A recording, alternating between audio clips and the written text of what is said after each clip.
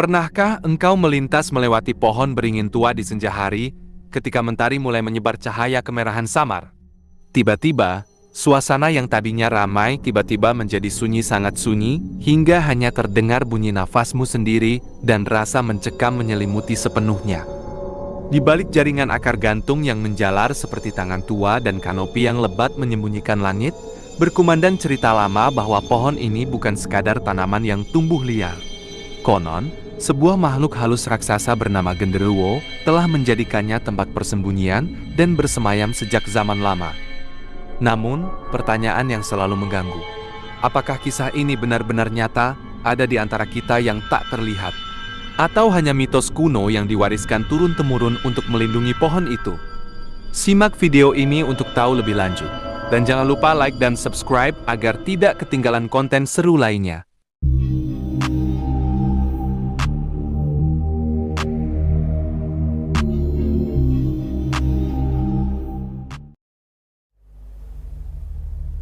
Pohon beringin tua kerap dianggap sakral dan penuh misteri.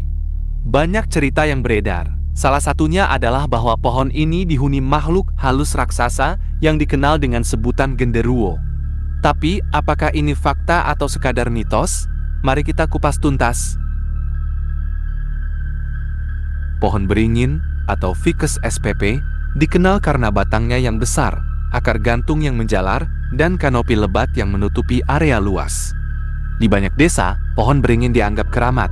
Cerita tentang Genderuwo yang tinggal di pohon ini muncul dari tradisi lisan masyarakat, biasanya untuk mengingatkan anak-anak agar tidak bermain terlalu dekat dengan pohon tua pada malam hari. Ciri pohon yang dihuni Genderuwo menurut mitos. Dalam cerita rakyat, pohon yang dihuni Genderuwo memiliki ciri-ciri: batang besar dan bercabang banyak, akar gantung menjalar ke tanah, kanopi lebat yang menimbulkan bayangan gelap, lokasi sepi, jauh dari keramaian. Kesemua ciri ini menimbulkan kesan angker dan misterius, terutama di sore atau malam hari. Namun, secara ilmiah, tidak ada bukti bahwa Genderuwo atau makhluk halus lain benar-benar tinggal di pohon. Fenomena yang dianggap mistis biasanya berasal dari bayangan panjang dan cahaya yang menembus kanopi lebat, suara daun, angin, atau hewan malam yang terdengar seperti bisikan. Psikologi manusia, tempat sepi dan gelap mudah memicu imajinasi. Dengan kata lain, cerita Genderuwo termasuk mitos atau folklore, bagian dari budaya lokal yang hidup turun-temurun. Mitos Genderuwo di pohon beringin tetap hidup karena menguatkan tradisi lisan dan budaya masyarakat, berfungsi sebagai pengingat agar berhati-hati di malam hari, memberikan kesan misterius yang menarik bagi generasi muda. Jadi meski bukan fakta ilmiah, cerita ini nyata dalam budaya dan imajinasi masyarakat. Selain cerita mistis, pohon beringin juga penting secara ekologis. Pohon ini menyediakan habitat bagi berbagai burung, kelelawar, dan serangga. Akar dan daun membantu menahan erosi dan menjaga kelembapan tanah.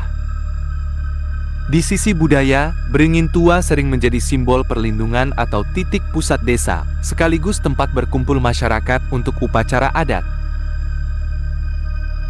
Pohon beringin memang memukau dan penuh misteri. Cerita Genderuwo yang menghuni pohon ini lebih bersifat mitos daripada fakta ilmiah, tetapi tetap hidup dalam budaya dan imajinasi masyarakat. Jadi, apakah kamu percaya atau tidak, pohon beringin tetap menjadi simbol keangkeran?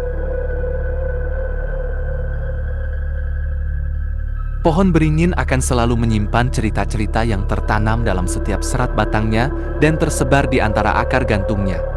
Di tengah bayangan gelap yang menyelimuti, lahir kisah-kisah yang membentuk dua hal dalam hati manusia: rasa takut yang mendalam dan rasa hormat yang tulus terhadap alam. Cerita tentang Genderuwo mungkin bukan fakta yang dapat dibuktikan secara ilmiah. Namun ia hidup seiring waktu sebagai bagian tak terpisah dari budaya dan ingatan kolektif masyarakat.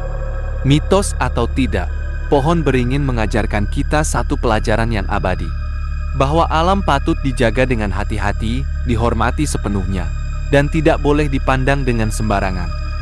Jadi, Ketika suatu hari nanti kamu kembali berdiri di bawah kanopi pohon beringin tua saat senja mulai menyebar, ingatlah, yang paling kuat bukanlah makhluk gaib yang konon bersemayam di sana, melainkan cerita yang hidup dan berkembang di dalam pikiran manusia itu sendiri.